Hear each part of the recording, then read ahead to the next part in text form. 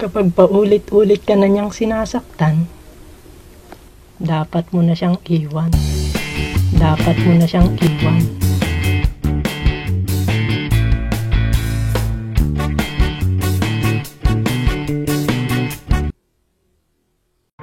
Give me Balenciaga, yeah. Balenciaga. Give me Balenciaga. Balenciaga. Battered Woman Syndrome. Battered Woman Syndrome was created under RA 9262, also known as Violence Against Women and Their Children Act of 2004. Battered Woman Syndrome refers to a pattern of psychological and behavioral symptoms found in battered woman. What is battered woman? Battered woman refers to a woman who is repeatedly subject to any forceful, physical, or psychological behavior by a man in order to do something he wants her to do without concern for her rights. It includes wives or women in any form of intimate relationship with a man. The couple must go through the battering cycle at least twice. Cycles of violence in battered woman syndrome. First is tension building stage where minor battering occurs. Dito nakakaranas yung babae ng slight verbal at slight physical abuse, gaya ng pambabatok o pagmumura sa kanya. Tapos susubukan niyang pakalmahin ang lalaki o lalambingin niya ito upang hindi siya saktan. Pero magiging dahilan lang ito para lalong magalit ang partner niyang lalaki. At mapupunta tayo sa second phase. Second phase is acute battering incident characterized by brutality, destructiveness, and death. Dito, wala nang kontrol yung babae sa partner niyang lalaki. Tanging ang lalaki na lamang ang makakapag-decide kung titigilan na niya ang pambubugbog sa babae. So after siyang bugbugin ng lalaki, mapupunta tayo dito sa third phase, which is tranquil or loving phase. Tranquil or loving phase, the batterer shows loving, caring nature to the victim.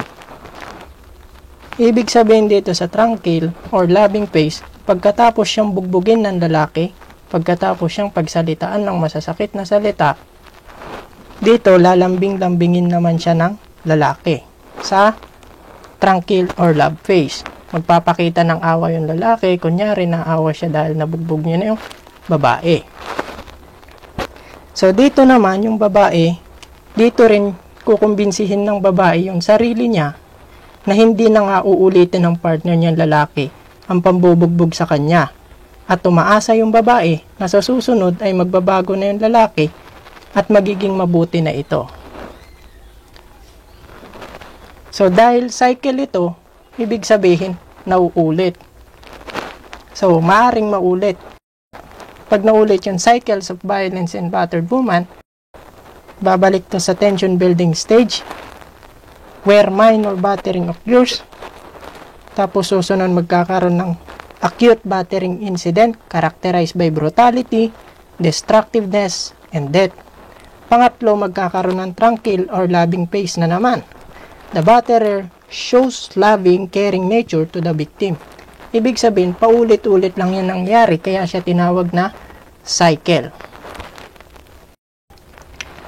Cycle of what? Cycle of violence in battered woman syndrome.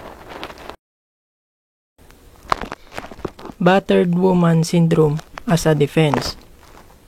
Victim survivors who are found by the courts to be suffering from battered woman syndrome do not incur any criminal and civil liability, notwithstanding the absence of any of the elements for justifying circumstances of self-defense under the revised Penal Code.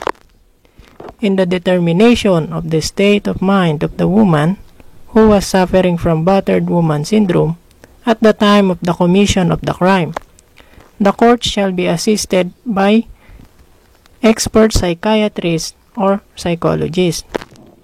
Para daw po mapatunayan ang battered woman syndrome, kailangan i-prove ito ng isang expert psychiatrist or expert psychologist. Hence, under Philippine laws, even if the elements of self-defense are not present, a woman suffering from battered woman syndrome shall not be criminally and civilly liable.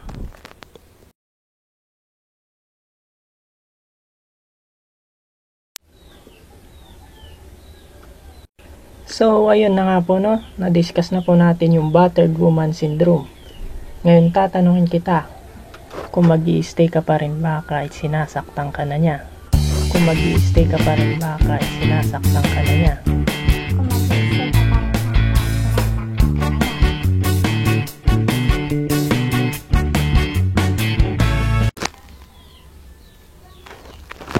Shoutout nga pala kanila Sir Gerald Sarona, Sir Randolph Balones Dagot, Sergio Frank Relucio, Sir Tanz Cabalsa RC. So ilalagay ko na lang yung link nila sa baba para doon na po kayo mag-subscribe sa kanila